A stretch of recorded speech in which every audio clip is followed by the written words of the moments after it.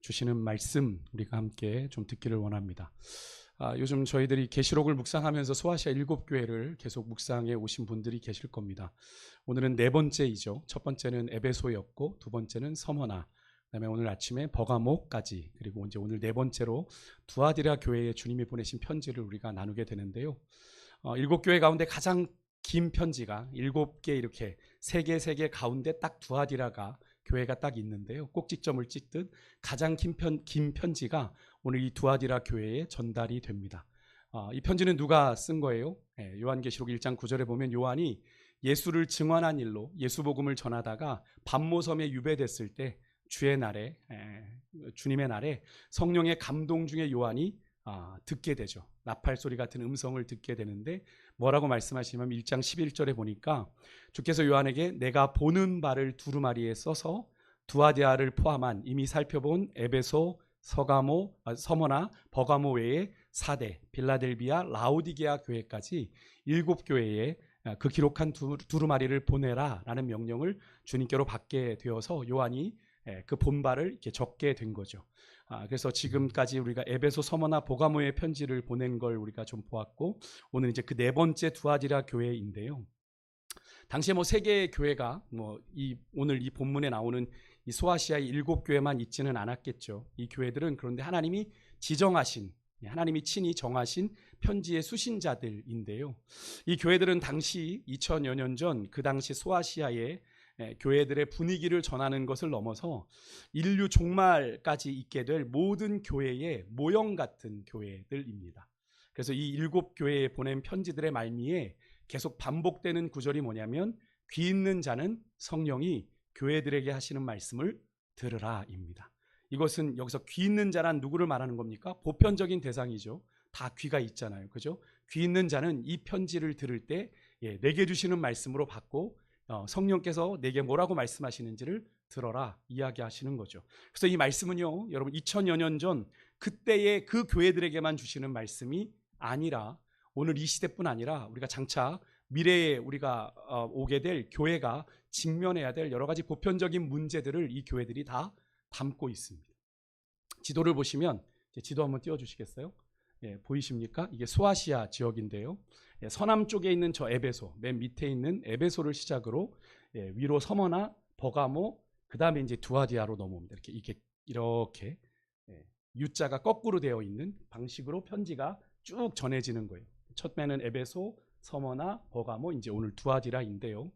저 서남 쪽에 있는 에베소를 시작으로 북쪽 서까지, 그 다음에 마지막 이제 남쪽으로 쭉 편지가 전달되게 되는데, 두아디라는 지도에서 보시는 대로 버가모에서 동남쪽으로, 그죠? 동남쪽으로 약 80km 정도 떨어진 곳에 위치를 하고 있습니다. 근데 전에 편지를 받았던 에베소, 서머나, 버가모에 비해, 이 바다를 끼고 있는 저 도시들에 비해 이 두아디라는 정치, 경제, 군사, 종교적인 여러 면에서 사실은 별로 중요한 위치를 차지하는 도시가 아니에요.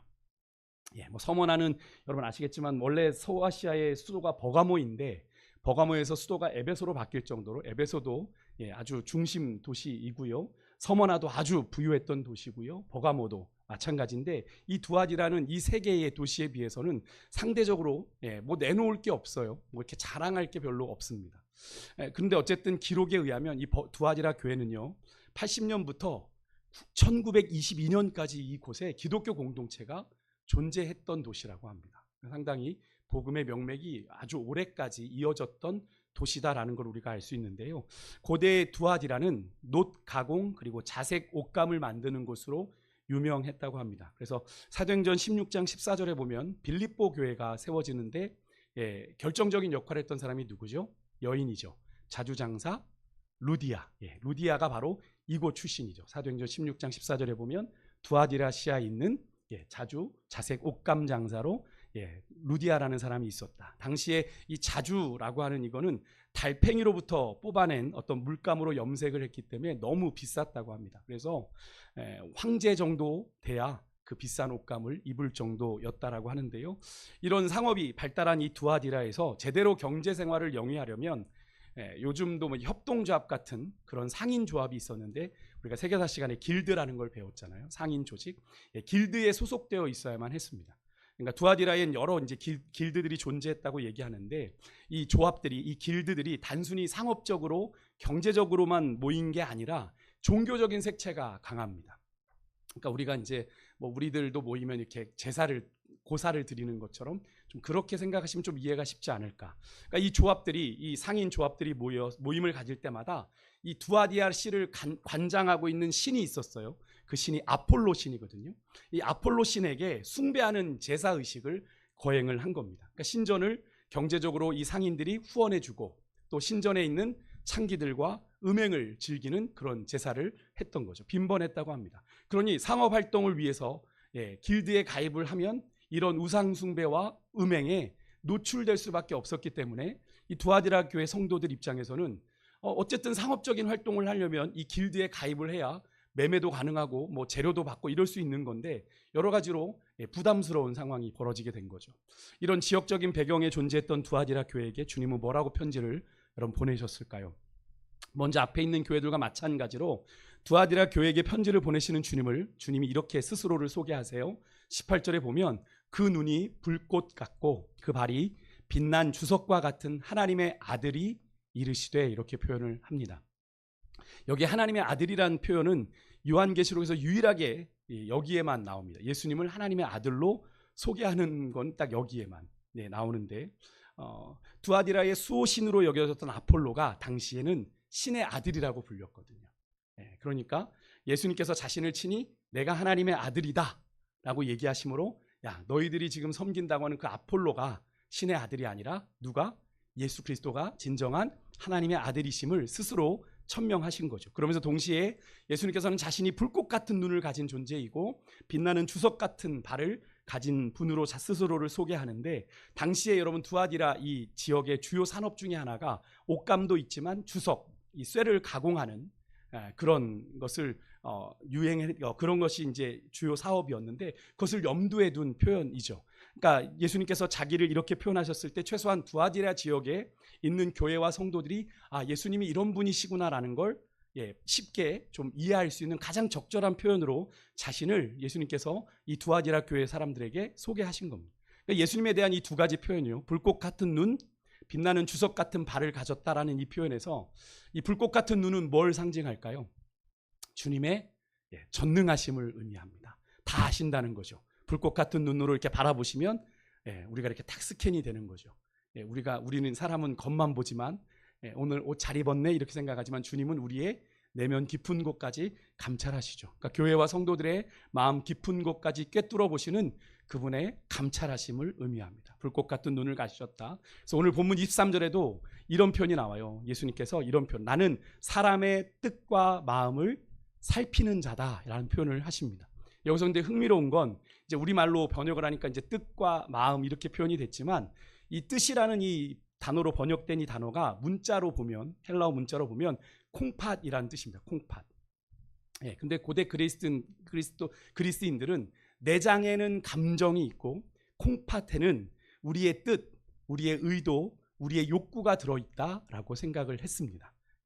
내장에는 감정이 있고 콩팥에는 우리의 뜻, 우리가 뭔가 하려는 의도, 욕구가 담겨 있다. 그러니까 여기서 나는 사람의 뜻, 하나님 예수님께서 내가 사람의 뜻을 살핀다라고 얘기하는 건 뭘 의미하신 거예요? 주님이 우리의 뜻과 의도, 어떤 의도를 다 아는 분이다라는 의미가 되는 거죠. 그리고 여기 마음으로 번역된 이 단어는 문자로 심장이란 뜻인데요. 여기에는 이성적인 어떤 걸 결정 내리는 결정 요소가 들어있는데 그러니까 이걸 두 개를 합하면 뭐겠어요? 내가 예수님이 나는 사람의 뜻과 마음을 살피는 자다라고 얘기했을 때 하나님은 우리의 의도, 우리가 무언가를 결정하는 데 있어서 그것을 다 아시는 분이다라는 거죠. 우리는 결론이 나면 그냥 그것에 대해서 그렇구나 이렇게 알지만 주님은 그 결정 이면에 우리가 어떤 의도를 가지고 어떤 뜻을 가지고 어떤 것을 했는지를 다 아시는 분이라는 거예요. 그러니까 우리가 아무리 하나님 앞에 이렇게 변명을 해도 소용이 없는 건 우리 주님이 우리를 속을 다 아시기 때문에 의미가 없는 거예요. 여러분 이 사실은 지금도 여전한 사실이죠. 주님은 어제나 오늘이나 동일하신 분이니까. 2000년 전에 두아디라 교회에만 그렇게 불꽃 같은 눈으로 나타나시는 분이 아니라 우리에게도 동일하게 그렇게 나타나시는 분이니까 우리의 마음에 숨겨진 동기, 우리의 마음의 진실함, 외적으로는 감춰져 있지만 우리 안에 내면에 은연중에 자리 잡고 있는 교만, 또 우리가 세상에 타협하는 그런 마음들, 여러 가지 세속적인 가치까지 우리의 주님의 시선이 거기까지 미치고 있다라는 사실을 여러분 잊어서는 안 됩니다. 그러니까 우리가 하나님 앞에 회개하고 돌이킬 때 적당히 이렇게 얼버무리고 가면 안 되는 거죠. 왜요? 우리의 안에 숨겨진 것까지 하나님은 다 보고 계시는데, 하나님 아니죠, 뭐 이렇게 적당히 묻어가는 건 사람의 눈은 그렇게 속일 수 있는지 모르지만 하나님의 시선은 우리가 피할 수 없기에, 우리가 하나님 앞에 회개하며 나아갈 땐 정말 중심의 진실함으로 하나님 앞에 아뢰는 것이 은혜다라는 걸 여러분 꼭 기억하셔야 되고요. 또한 빛난 주석 같은 발이라는 건 이 불에 단련돼서 이 빛난 거잖아요. 그래서 불순물이 제거된 주석을 의미하거든요. 그러니까 부정함이 없는 겁니다. 순도가 높은 거예요. 이것은 뭘 의미할까요? 주님의 거룩하심, 정결하심을 의미합니다. 그리고 이 발이 이렇게 딱, 주석 같은 발이 이렇게 딱 고정돼 있다. 발이 고정돼 있으면 어떤 느낌이 있죠? 안정적이죠. 웬만해서는 흔들리지 않는, 주님의 공의로운 판단이 흔들리지 않는 심판의 확고함이 있는 모습을 보여주시는 건데요. 이 또한 지금도 우리 안에 역사하시는 주님의 모습인데, 여러분 이런 주님을 우리가 나의 주님으로 고백한다면 우리는 어떻게 살아야 될까요? 이 주님 앞에서 날마다 말씀의 거울 앞에서 자신을 진지하게 비추어 보면서 우리가 회개하고 거룩한 삶을 살아가야 되는 거죠. 여러분 지금도 우리 주님은 2000년 전과 마찬가지로 불꽃 같은 눈으로 우리를 감찰하고 계시다는 사실을 여러분 잊지 마시기 바랍니다. 그 주님께서 오늘 두아디라 교회를 향해 말씀하세요. 19절에 보니까 내가 내 사업과 사랑과 믿음과 섬김과 인내에 대해서 내가 아노라, 이렇게 말씀을 하십니다. 칭찬하시는 거예요. 근데 여기 처음보다, 근데 더 감사한 건 처음보다 나중 행위가 이 두아디라 교회는 더 나았다라고 평가받는 그런 성숙한 공동체였다라는 겁니다. 성장하는 공동체라는 거죠. 이전보다 나중이 더 나았던. 언뜻 보면 여기에 이제 사업이란 단어가 나오니까 우리는 뭘 좀 생각하게 돼요? 두아디라에 많은 상업행위, 뭐 조합이 있었다고 하니까 무슨 사업을 이야기하나 이렇게 생각할 수 있는데요. 그렇지 않습니다. 여기에 이 사업이란 단어는 뒤에 나오는 사랑, 믿음, 섬김, 인내를 총포괄하는 어떤 행위들을 의미하는 단어입니다. 그러니까 그것을 통틀어서 이야기하는 행위라는 뜻인데요. 뒤에 이제 그런 표현이 나오죠. 처음보다 나중 행위가 더 나았다라고 할 때 그 행위가 같은 단어입니다. 이 사업이랑 같은 단어예요. 그러니까 두아디라의 나중 행위는 그들의 사랑, 믿음, 섬김, 인내로 그런 그들의 신앙적인 행위가 처음보다 나중이 더 나았다라는 의미입니다. 제 개인적으로는 가장 의미 있는 칭찬이지 않을까라는 생각을 해보는데요. 사실 에베소 교회는 무엇 때문에 책망을 받았죠? 처음 사랑을 잃어버렸다 그랬어요. 처음에는 뜨거운 마음이었는데 나중엔 그것이 변질되어 용두사미가 되는 신앙도 있는데 반해 두아디라 교회의 성도들은 어때요? 처음보다 나중이 주님 보실 때 더 나았다라는 평가를 받았다는 거죠. 그것도 이런 불꽃 같은 눈동자로 그들의 심장 깊은 곳까지 감찰하고 바라보시는 그 하나님께 이런 평가를 받았다는 사실이 이 두아디라 교회 성도들이 얼마나 하나님 앞에 순전함을 잃어버리지 않고 그들의 믿음을 지켜왔는지를 볼 수 있어서 참 부러웠는데요. 여러분과 저의 믿음 또한 주님 보시기에 이런 믿음이기를 소망합니다. 어제보다 처음보다 더 나아지는 믿음이요. 더 나아지는 믿음. 근데 하지만 두아디라 교회가 이렇게 칭찬만 받았던 건 아닌데요. 그들에게는 좀 심각한 문제가 하나 있었습니다. 20절에 나오는 자칭 선지자인데 이 사람을 요한은 이세벨이라고 불렀습니다. 이세벨을 너희가 용납한 일이다 라고 얘기합니다. 여러분 이세벨 하면 누구죠? 이세벨 하면 떠오르는 사람이 누굽니까? 아합이죠. 아합. 북이스라엘의 최악의 왕. 아합의 아내로 악녀죠. 그래서 악녀 이세벨이라고 부르지 않습니까? 이 이세벨은 시돈 왕의 딸이었는데 이 이세벨은 정치적인 이유로 아합 왕과 결혼을 했지만 그래도 자기의 실속은 다 챙기죠. 자기가 섬기던 바알신, 아세라신을 다 가지고 와서 아합 왕을 통해서 이 이스라엘 땅에 바알 신전을 세우게 하고 아세라 목상을 만들게 했던 여인이 바로 이 여인입니다. 근데 이세벨의 아버지 이 시돈 왕 앱발이 원래 아세라를 섬기던 제사장이었거든요. 그런데 왕을 죽이고 자기가 왕위에 오른 거예요. 그러니까 이 이세벨도 어떤 게 있겠어요? 가업을 이어받아 신녀, 우리나라로 표현을 하면 신녀 같은, 여사제 같은 그런 존재였던 걸 우리가 생각해 볼 수 있는데, 당시에 이들이 섬겼던 이 아세라는 고대에 되게 유명한 신입니다. 여러분 헬라인들은 이 아세라 신을 아프로디테로 불렀고 로마인들은 비너스, 우리가 이 상 기억하시죠? 비너스 상을 이 아세라였습니다. 그러니까 요한이 이 자칭 선지자라는 이 여인을 이세벨이라고 부른 이유는 분명하죠. 이 여인이 과거 행한 일이 과거 이세벨이 행했던 일과 상당히 유사하기 때문에 그렇습니다. 이세벨로 인해서 이스라엘이 우상에 찌들고 하나님 앞에 영적으로 행음하고 또 육적으로도 망가져버리는 일들이 있었잖아요. 그것처럼 이세벨이 대표하는 영성은 그겁니다. 양다리 영성이에요. 바알도 좋고 세상도 좋고 누구도 좋아요? 하나님도 좋은 겁니다. 그래서 엘리야가 열왕기상 18절 21절에 이런 말을 해요. 갈멜산에서 한 이야기입니다. 여러분 이 말을 이스라엘 백성들한테 하거든요. 같이 한번 읽어볼게요. 같이 읽습니다. 시작. 엘리야가 모든 백성에게 가까이 나아가 이르되 너희가 어느 때까지 둘 사이에서 머뭇하려느냐. 여호와가 만일 하나님이면 그를 따르고 바알이 만일 하나님이면 그를 따를지니라 하니 백성이 말 한마디도 대답하지 아니하는지라. 이렇게 기록되어 있습니다. 그 당시 이스라엘 백성들이 어땠어요? 하나님만 섬겨야 되는 이스라엘 백성들이 바알과 하나님 사이에서 머뭇거리고 있었다라는 거죠. 그런데 그런 이세벨이 그렇게 만든 거잖아요, 이스라엘을요. 근데 2000년 전에 그 두아디라 땅에 그렇게 자칭 선지자라고 하는 이세벨이라는 여인이 그 두아디라 교회를 그렇게 만들고 있었다라는 겁니다.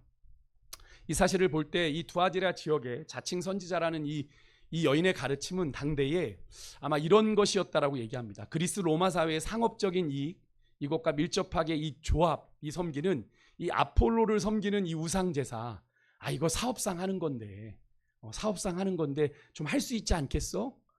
그냥 적당히 눈 한번 딱 감고 드려. 괜찮은 거야. 뭐 교회에서도 뭐 알겠어? 그렇게 정당화하는 가르침을 준 걸로 보입니다. 그러니까 예수를 믿지만 이들이 먹고 살려면, 그 두아디라 지역에서 먹고 살려면 어떻게 해야 돼요? 그 조합에 가입을 해야 되는 거니까. 그러니까 길드에 가입하면 그 조합의 원칙을 따라서 그 우상에게 제사하는 일에 참여해야 되는 거죠. 얼마나 갈등이 생기겠어요. 믿음을 지키느냐 아니면 먹고 사는 그 일을 따라가겠느냐. 그러니까 당시의 성도들이 되게 난처한 상황이었지만 먹고 살기 위해서 암묵적으로 이들은 그런 이세벨 같은 그런 가르침에 저 가르침을 듣고 보니 그래, 눈 딱 감고 적당히 양다리 걸쳐도 되겠어 라는 그런 생각을 하며 우상의 재물을 먹고 또 행음하는 일들을 했던 거예요. 하지만 여러분, 이것은 분명히 교회의 거룩함을 훼손하는 행위죠. 주님은 이 진리에 대한 타협을 결코 간과하지 않는 분이십니다. 여러분, 지금은 시대가 워낙 상대적인, 포스트 모더니즘이 상대주의를 강조하죠. 절대적인 걸 부정하는 시대니까 기독교의 진리를 독선 이렇게 몰아가지만, 여러분, 우리가 타협하지 말아야 될 건 분명히 타협하지 말아야 됩니다.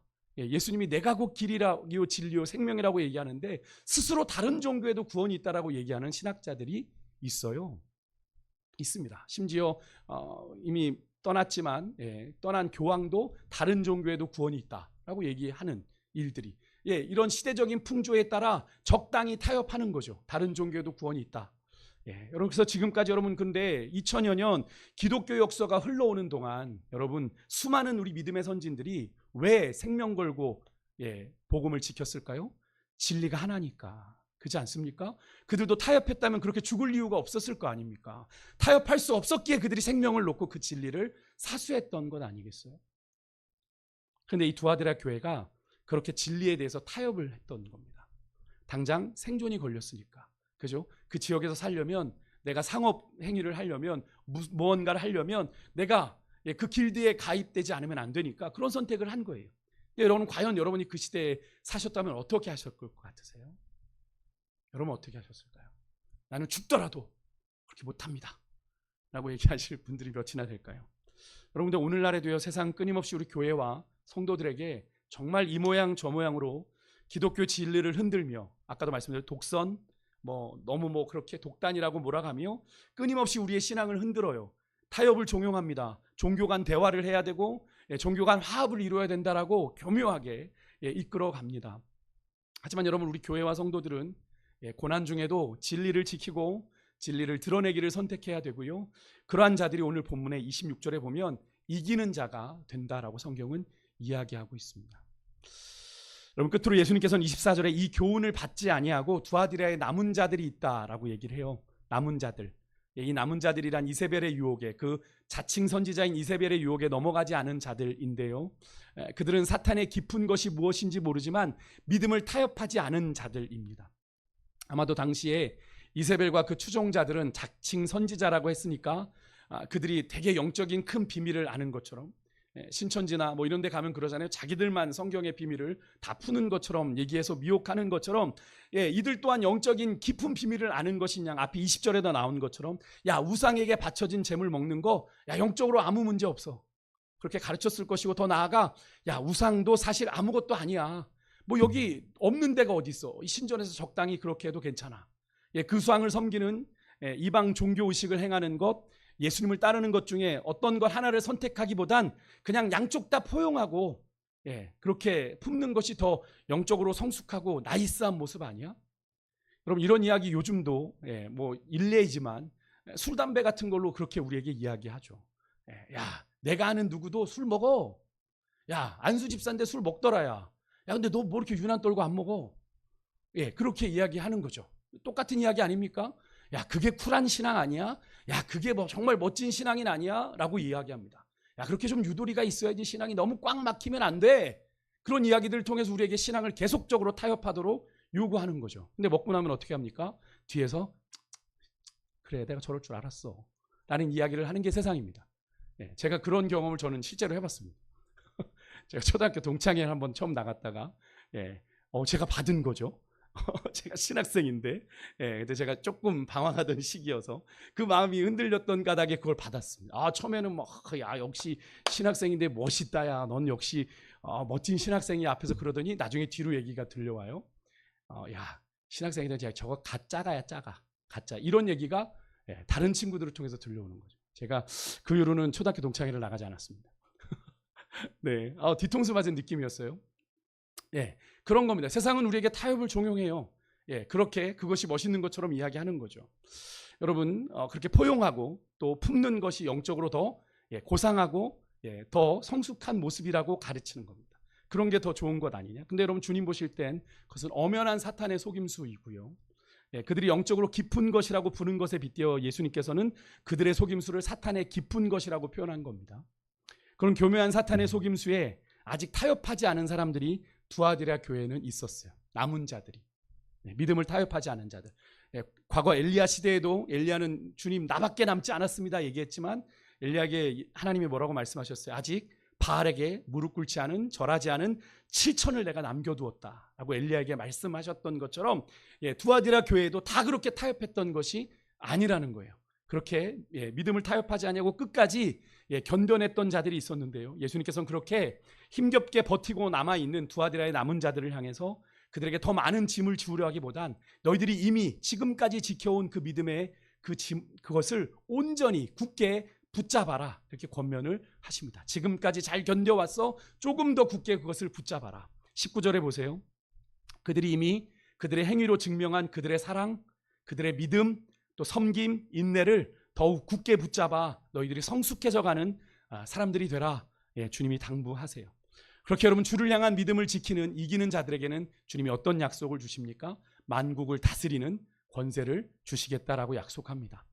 이 말씀은 주님께서 이 땅에 오셔서 이 땅을 다스리실 때 그 통치하는 권세를 함께 누리게 된다는 거죠. 그 예를 예수님께서 이 땅에 오셔서 말씀하실 때 비유 중에 언급해 주셨는데, 누가복음 19장 17절에 보면 예수님께서 비유를 하세요. 언뜻 보면 달란트 비유와 비슷한데 조금 다르죠. 문화의 비유를 하시는데, 한 문화를 종들에게 다 맡겨주고 왕이 떠납니다. 원래 달란트는 5, 2, 1잖아요. 그런데 여기는 다 한 문화씩을 남겼는데, 종이 와서, 첫 번째 종이 와서, 왕이시여 제게 한 문화를 맡기셨는데 내가 10문화를 남겼습니다. 근데 이 왕의 반응이 뭔지 아십니까? 네가 작은 일에 충성했다, 내가 너에게 10고을 다스리는 권세를 주겠다라고 약속을 하시거든요. 이 통치권을 주는 것이 바로 이 예수님께서 오늘 이 요한계시록에 약속한 그 예가 되지 않을까 싶은데요. 그렇게 하나님의 권세를 가지고 다스리는 권세, 통치하는 권세를 이기는 자에게 주시겠다라고 약속을 하고 계세요. 그와 더불어서 28절에 예수님께서는 이기는 자에게 새벽별을 주시겠다고 얘기하는데요. 이 새벽별 다른 데 보면 이것이 약간의 좀 부정적인 의미도 있습니다만 우리가 계시록에서 이 의미를 찾아보면 22장 16절에 예수님 뭐라고 부르셨죠? 나는 광명한 새벽별이라고 우리가 찬양하는 곳에서 가사가 나오잖아요. 광명한 새벽별이라고 하셨기 때문에 여기서 새벽별은 바로 예수 그리스도를 상징하는 겁니다. 그러니까 새벽별이 이기는 자에게 주어진다라는 건 앞의 내용과 같은 의미입니다. 만국을 다스리는 권세, 예수님과 함께 다스릴 그 권세와 영광을 받게 된다라는 약속인데요. 여러분, 그렇기 때문에 여러분 그리스도인들은 우리가 신앙의 경주를 완주해 가야 되는데, 여러분 세상의 고난과 유혹과 비웃음 속에서도 우리가 믿음을 잘 지켜내야 될 줄 믿습니다. 세상은 우리의 믿음을 절대로 응원하지 않아요. 제가 늘 말씀드리지만 세상은 우리의 믿음을 응원하지 않습니다. 그러니까 세상에 그런 것들을 기대하기보단 우리는 묵묵히 좁은 길을 걸어가야 돼요. 누가 뭐라든지 새벽별 대신 예수님의 통치 아래 그분의 법과 그분의 말씀을 따라 우리가 이 땅에서 진리를 행하고 정의를 실천하며 살아야 됩니다. 그래야 주님의 덕을 세워갈 수 있는 거죠. 교회 또한 예수님과의 연합에서만 교회가 이 땅에서 진정한 승리를 거둘 수 있다는 걸 여러분 기억하시고, 여러분 예수님의 권세 아래 우리가 온전히 굴복하는 가운데 교회를 세워가고 여러분의 신앙을 세워가는 은혜가 있으시기를 주 여러분을 축복합니다. 말씀을 마칠게요. 두아디라 교회는요, 그들의 사랑, 믿음, 섬김, 인내로 칭찬을 받았어요. 그런데 거짓을 용납한 죄로 책망을 받았습니다. 하지만 두아디라 교회 전부가 그 거짓을 용납한 것이 아니라 끝까지 신실하게 믿음을 지킨 자들이 있었다라는 겁니다. 여러분 늘 말씀드리죠. 교회 안에 청함을 받은 자는 많아요. 교회 안에. 그런데 양도 있고 염소도 있습니다. 끝까지 이기는 자가 될진 누구도 모르는 거죠. 주님만 아시는 건데요. 여러분 그들에게 그렇게 이기는 자가 될 때 그리스도와 함께 다스리는 권세가 약속되는데요. 여러분 그렇기 때문에 우리는 끝까지 진리의 거룩함을 지켜야 되는데, 우리가 진리를 따라 거룩함을 지키는 일은 다른 데 있지 않습니다. 여러분 기준을 나에게 두시면 안 돼요. 신앙의 기준을 나에게 두면 안 됩니다. 나는 변해요. 내 가치도 변하고 내 생각도 변하고 내 감정도 변합니다. 우리의 삶의 기준은 뭐가 돼야 돼요? 하나님의 말씀입니다. 그래서 늘 말씀이 캐논이라고 그랬잖아요. 캐논의 뜻이 뭐예요? 척도, 자, 기준입니다. 그러니까 우리가 우리의 감정 따라, 우리의 기분 따라 내가 오늘 좀 은혜가 있는데 막 이렇게 사는 게 아니라 주의 말씀을 쫓아 내가 살아갈 때 우리가 변질되지 않는, 업앤다운하지 않는 그런 신앙의 길을 걸어갈 수 있어요. 여러분 그렇게 예수께서 다시 오시는 재림을 소망하며 그리스도 앞에서 살아가십시다. 여러분 주님이 우리를 주목하여 바라보고 계시다. 불꽃 같은 눈으로 우리를 살피고 계시다. 여러분 그 주님이 보실 때 우리의 행위가 너가 처음보다 참 많이 나아졌구나 라고 인정받을 수 있는 그런 여러분과 제가 될 수 있기를 주 여러분을 축복하고요. 끝까지 이기는 자 되시기를 주 여러분을 축복합니다.